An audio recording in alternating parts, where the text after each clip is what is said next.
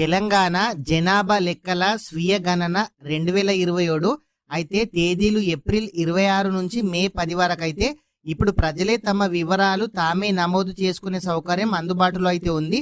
ఈ అవకాశాన్ని ప్రతి ఒక్కరు కూడా వినియోగించుకోండి.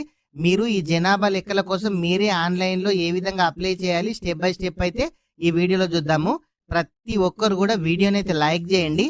మీరు వీడియో ఎక్కడి నుంచి చూస్తున్నారో కామెంట్ అయితే చేయండి. మీరు మొదటిసారిగా మన ఛానల్ చూస్తున్నట్లయితే మన ఛానల్ని సబ్స్క్రైబ్ చేయండి. మీ ఫ్రెండ్స్ అండ్ ఫ్యామిలీ మెంబర్కి వీడియో షేర్ చేయండి. ఇక్కడ చూడండి, ఈ లింక్ ఓపెన్ చేయండి అని ఇక్కడ కనిపిస్తుంది కదా వెబ్సైట్.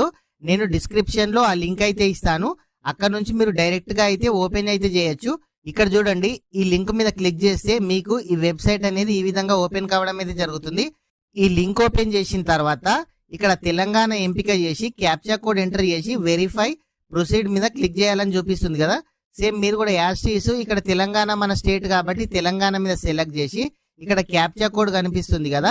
ఈ క్యాప్చా కోడ్ క్యాపిటల్ ఉంటే క్యాపిటల్, స్మాల్ ఉంటే స్మాల్ లెటర్స్ అయితే టైప్ చేయండి. సేమ్ క్యాప్చా ఎట్లుందో అదే విధంగా ఎంటర్ అయితే చేయండి. మీరు క్యాప్చా కోడ్ ఎంటర్ చేసిన తర్వాత వెరిఫై ప్రొసీడ్ మీద క్లిక్ చేయండి. ఇక్కడ ఓకే అని వచ్చింది కదా, ఓకే మీద క్లిక్ చేయండి.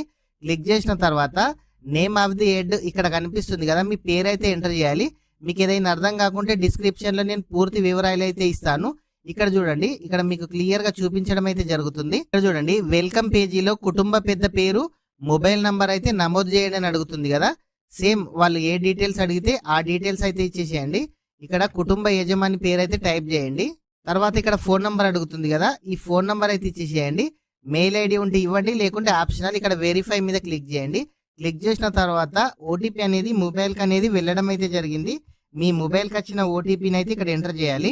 ఓటీపీ ఎంటర్ చేసిన తర్వాత వెరిఫై ఓటీపీ మీద క్లిక్ చేయండి.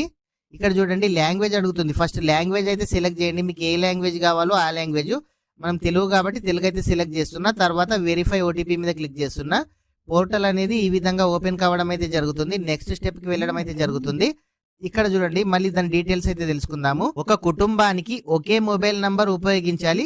వచ్చిన ఓటీపీని ఎంటర్ చేసి వెరిఫై మీద క్లిక్ చేసి ప్రొసీడ్ మీద క్లిక్ చేయండి. తర్వాత మీ భాషను ఎంచుకోండి అని అడుగుతుంది. ఈ భాషను సెలెక్ట్ చేసిన తర్వాత మీ జిల్లా, మీ పట్టణం, మీ గ్రామం, మీ పిన్ కోడ్ వివరాలు అయితే ఎంటర్ చేయమని అడుగుతుంది. మీ డిస్టిక్ని అయితే సెలెక్ట్ చేయండి. మీ డిస్టిక్ని సెలెక్ట్ చేసిన తర్వాత మీ పిన్ కోడ్ అడుగుతుంది. మీ పిన్ కోడ్ని అయితే ఎంటర్ చేయండి. మీ పిన్ కోడ్ ఎంటర్ చేసిన తర్వాత మీ గ్రామం అడుగుతుంది. మీ గ్రామం అయితే ఎంటర్ చేయండి. మీ విలేజ్ను సెలెక్ట్ చేసిన తర్వాత ఇక్కడ పైకి స్క్రోల్ చేయండి. ఇక్కడ చూడండి, మీకు ఈ విధంగా చూపించడం అయితే జరుగుతుంది. ఇక్కడ శోధన అని కనిపిస్తుంది కదా, దీని మీద సెర్చ్ చేసినా పర్వాలేదు. ఇక్కడ పైకి అయితే స్క్రోల్ చేయండి. స్క్రోల్ చేసిన తర్వాత సేవ్ అంటే నెక్స్ట్ స్టెప్కి వెళ్ళాలని అడుగుతుంది. ఓకే కాబట్టి ఎస్ మీద క్లిక్ చేయండి.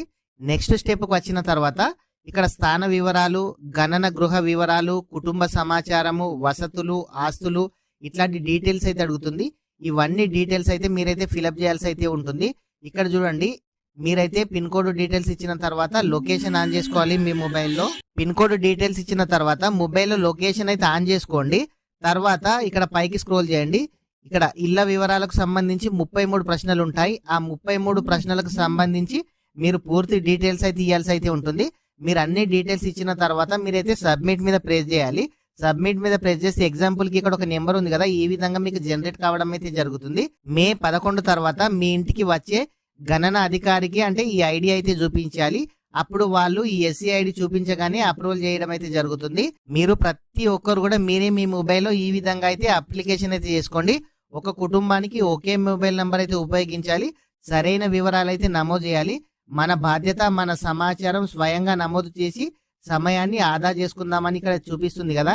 మీకు ఎవరికైనా సరే మీకు ఈ విధంగా చేసుకోవస్తే చేసుకోండి, లేదంటే వాళ్ళే వచ్చిన తర్వాత మీకు చేయించడం అయితే జరుగుతుంది. సరైన లెక్కలు, అభివృద్ధి తొలి అడుగు.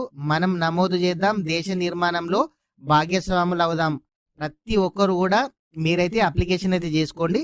మీకు అప్లికేషన్ చేసుకోరాకుంటే ఇది ఒక 10-15 మినిట్స్ అవుతుంది వీడియో. ఎవరైనా సరే పూర్తి వీడియో చేయండి అని కామెంట్ అయితే చేయండి. మీరు ఎక్కువ మంది కామెంట్ చేస్తే నేను వీడియో చేయడానికి అయితే ట్రై చేస్తాను. ప్రతి ఒక్కరు కూడా వీడియోని అయితే లైక్ చేయండి. ఇంకా ఎవరైనా సరే మన ఛానల్ గనక సబ్స్క్రైబ్ చేయకుంటే మన ఛానల్ని సబ్స్క్రైబ్ చేయండి. మీ ఫ్రెండ్స్ అండ్ ఫ్యామిలీ మెంబర్కి వీడియో షేర్ చేయండి. Thank you friends.